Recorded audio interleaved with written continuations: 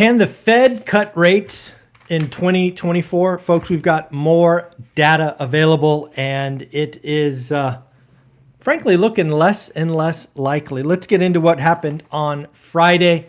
Looks like we've got durable goods orders in at positive 0.7.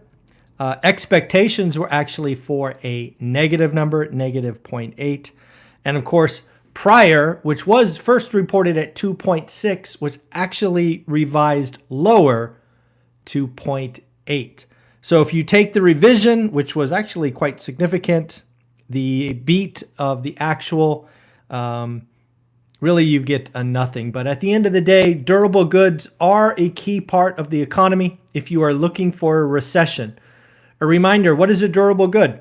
Durable goods generally last 3 years plus. That is what puts them in the durable goods item versus clothing and something else. So again, durable goods orders up when they were expected to be down. How about what we've been experiencing around services, specifically travel? Folks, it's pretty hard to have a recession when you have a record, single day record for TSA screenings at U.S. airports. On Friday, TSA screened 2.95 million folks. Folks, summer is here. We are traveling. We are having a good time. Again, record TSA screenings, 2.95. It is a single day TSA record. How about some numbers and economic data for the week ahead? Lots of stuff to think about. Obviously, Monday is a holiday. Folks, remember Memorial Day on Monday is important.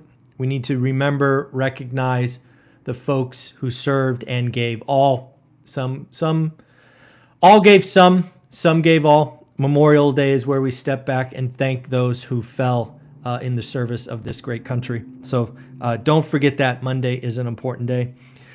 Tuesday, we're still getting lots of Fed speeches. Tuesday, we will get 3 Fed speeches. We will also get Case-Shiller home prices.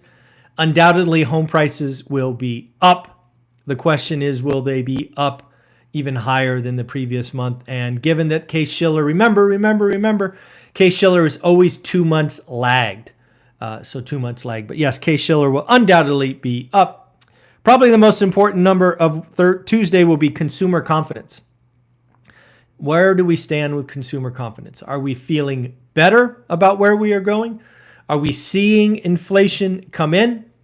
Are we excited about the summer, or are we fearful? Consumer confidence will give us that. Then on Wednesday, we will get 2 Fed speeches and the Fed Beige Book. The Fed Beige Book is important.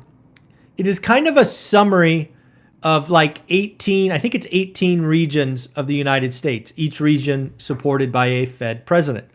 What is going on individually, region by region, and then collectively? It is very likely that you will see some regions retreating while perhaps some others are growing. I think the Fed Beige Book will be one of those reports that kind of tell us if a rolling recession is possible, or is all regions tanking, frankly, or growing like traditional cycles. So again, Fed Beige Book on Wednesday.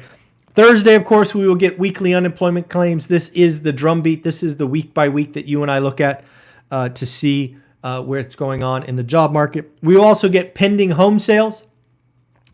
I don't know about you, but I suspect pending home sales to be down. Pending home sales, right? Much of this month we had rates above 7. They did tick under 7 here at the end of the month. However, most of the month was spent above 7, so we will look for that. And again, we will get 2 final Fed speeches on Thursday. And then Friday is the big day. We will get PCE, personal consumption expenditures. This is, of course, the Fed's favorite indicator of inflation. We will get 4 numbers. Always remember, we get 4 numbers. We get headline core, month on month, year on year. Here are the expectations.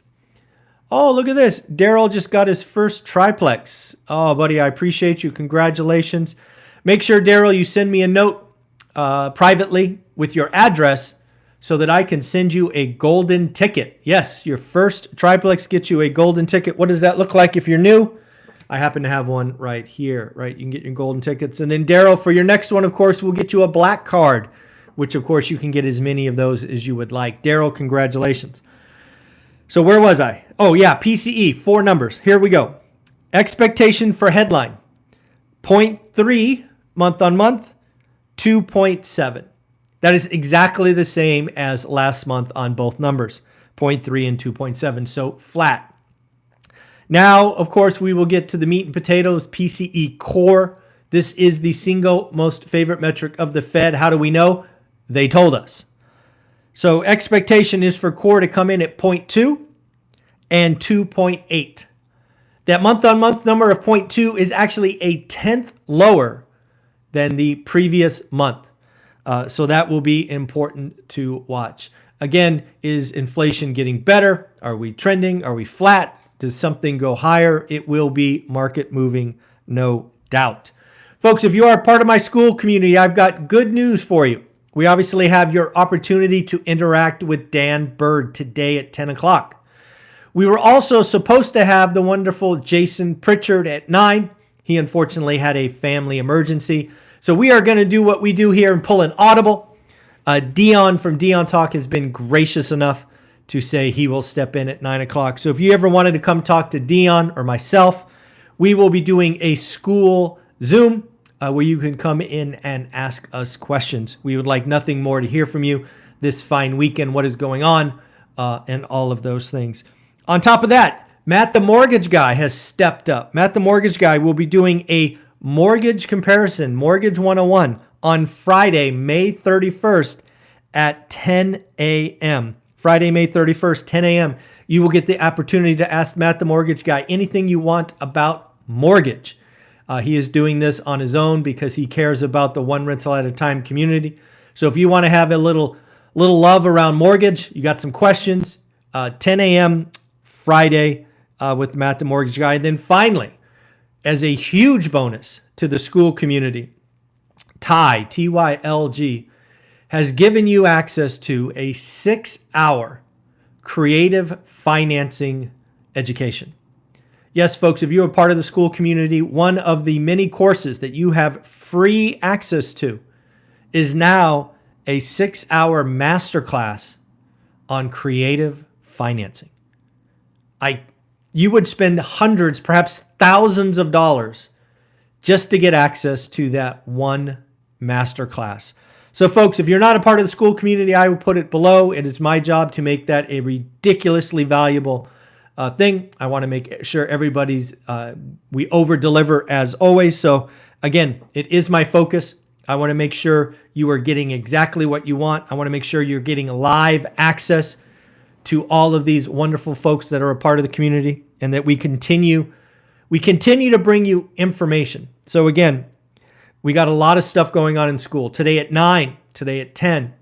On Monday, I almost forgot. Wow, how can I forget this? Monday, we're going to get the one and only Omar El Takari to talk about perhaps building a brand as a baby boomer or Gen X. Folks, Omar just released a video about being over 40. We need you.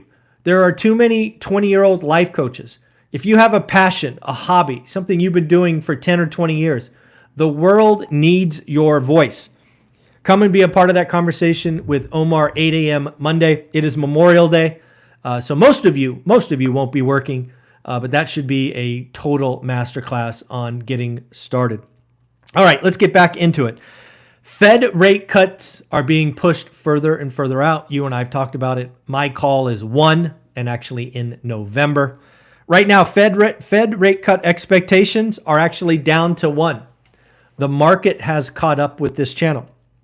The market is now expecting 1 cut in either November or December. Folks, I mean, just think about the numbers we talked about earlier. Durable goods up 2 months in a row. Travel, TSA, record TSA screenings. Folks, this doesn't feel like an economy falling off a cliff. It certainly could be a rolling recession, which is something that I've talked about for more than a year now. I think it will be called the first real rolling recession. years from now. The Bureau of Economic Labor and Statistics won't call this for years, so we will do that early. There are some important earnings next week that we need to pay attention to. We've got Wednesday and Thursday, some important earnings. Wednesday, Chewy, Salesforce, Dick's Sporting Goods, and HP. I'm going to be looking at all of these. I'm going to be looking at Chewy for what's going on with pets. Dick's Sporting Goods, what's going on there. I think they had a weak earnings last quarter, I believe. Salesforce, what is going on with SaaS subscription. And then HP, what's going on with computers, printers, things of that nature. And then Thursday. Thursday is probably the most important earnings day for me. That will be Kohl's, Foot Locker, Best Buy, Dell, and Costco. If you want to know what's going on with the American consumer, I could not imagine a better collection of earnings on Thursday. Kohl's, Foot Locker, Best Buy, Dell, and Costco. We're going to get to see what's going on. Do we have a bifurcated consumer where the top 20 or 30% are spending and everybody else isn't? What are we spending it on? Are we buying electronics? Are we buying, from Costco? Are we buying from discount stores like Kohl's? So again, lots and lots of stuff going on. Looks like car prices are going to be going down, down, down. We're not talking disinflation. We are actually talking deflation. Folks, if you look at your car dealers, they have a glut of 2023 models. Right now, their inventory is 6.8% of the older models, where last year it was right around 5%. So quite a noticeable jump. Average discount on 2023 models today is $4,147. Used car prices also are down 6.9%. Folks, that's not disinflation. That is deflation.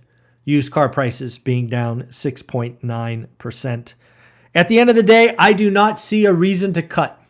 I don't know. Do you see a reason to cut? I know there are lots of doomers out there spreading their thoughts and feelings in action. I, for one, still think it's going to be a rolling recession. I think we saw the impact of higher rates on mortgage and real estate. We saw that on cars, as we've just talked about.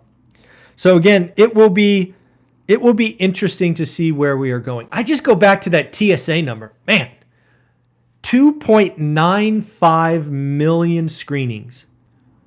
A record amount, a single day record. That's wild. That's wild to me. Something else we're seeing we need to watch is containers. I don't know if you've seen this, but there is a container crunch. It looks like ocean freight rates are moving higher as we've seen longer shipping times. Yes, folks, it looks like container crunch is going on. Lastly, we'll talk about some earnings that came out on Friday that I thought were interesting. Workday, again, SaaS revenue, subscription revenue fell short. This is why I'll be looking at Salesforce. Is this a trend or is this unique to Workday? Intuit gave weak guidance. And then finally, Ross Stores. Ross Stores actually performed as I expected. They beat top line, beat bottom line, and raised guidance. Why would Ross Stores be winning? Very simple, folks. Consumers are seeking value more than ever. What does that mean? That means consumers want a deal, and they're still shopping. They're just not shopping at Saks or Neiman Marcus or Nordstrom's or wherever. Now they're going to Ross Stores. This is very much like Walmart.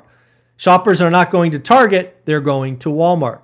So they are trading down, but they are still shopping. Folks, at the end of the day, I want you to have an amazing day. Please join the school community. It is my passion, it is my job to continue to add value. You have 2 opportunities to participate live today, one with me and Dion, one with me and Dan Bird. You will have an opportunity on Monday, tomorrow with Omar and I. Then Matt, the mortgage guy, is going to step up and give you something on Friday. And of course, don't forget that 6-hour masterclass that Ty was gracious enough to give us around creative financing. So folks, get to it. Join the community. Take care. Later. Bye.